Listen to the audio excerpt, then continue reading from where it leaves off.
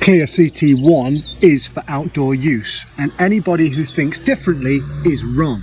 Now, before the comments go mad again, let me explain why, because this concept keeps coming up and it's based on a misunderstanding, not reality. I've recently made 2 videos using Clear CT1 in damp conditions. One was to seal a chimney cowl around a pot to stop damp from getting in, and the other was a deliberately bad job where I stuck a tile back together using Clear CT1. Now, both videos had loads of comments saying the same thing, and that is you can't use Clear CT1 outside, it's not fit for purpose, and these repairs are going to fail. So let's actually break this down properly. First things first, CT1 is not silicone. It's a hybrid polymer, adhesive and sealant. That's important because it's designed to bond materials together, not just to seal the surface. CT1 is engineered to adhere to wet or damp surfaces, cure in poor conditions and remain waterproof and flexible once cured. That's not my opinion. That's the entire purpose of the product. So where does this idea come from? It doesn't come from mass failure or a mass recall of the product. It comes from EN standards paperwork. And this is where things get misunderstood. EN standards are European testing and classification standards. They exist so manufacturers can declare how a product performs under specific test conditions. They are used by specifiers, building control, insurers and designers, mainly for paperwork compliance and liability. They are not a rule book for every real world repair. EN standards do not mean that a product will fail if used outside of its proper category. You're not allowed to use it elsewhere, and it suddenly stops working if used differerently. Here's the key detail. In the manufacturer's declarations, Clear CT1 is not classified as an exterior facade movement sealant under EN 15651. The coloured versions are. That matters for high movement facade joints, specified building works and compliance criteria applications. But that does not mean Clear CT1 isn't waterproof, isn't UV resistant or can't be used outside. It just means it isn't certified for that specific use.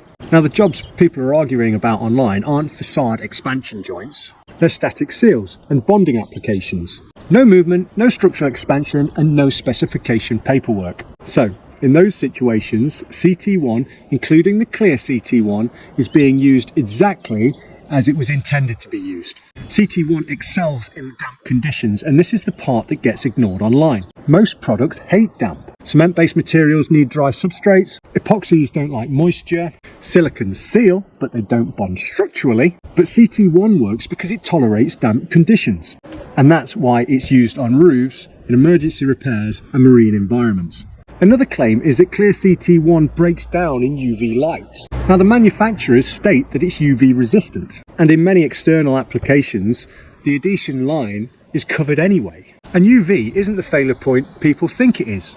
Another thing that gets mixed up is its lifespan. CT1 has a shelf life of 18 months in the tube according to the manufacturer, and that has nothing to do with how long it lasts once it's applied and cured.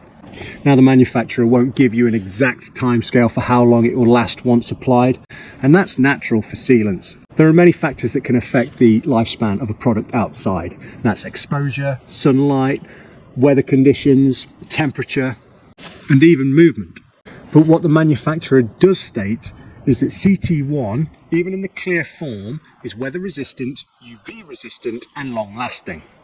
And this puts it firmly in the category of products designed for long-term exterior repairs, not short-term fixes. Now, if I was sealing a high-performance facade joint and needed compliance paperwork, I'd use the coloured version. For external bonding and sealing, especially in damp conditions, Clear CT1 is absolutely suitable when used correctly. The colour doesn't decide whether it works. So no, these jobs aren't going to fail because I used Clear CT1. They'd fail if I'd have done the job badly, not because of the product. And it's understanding the difference between standards classifications and real world applications that makes the difference. So there you are.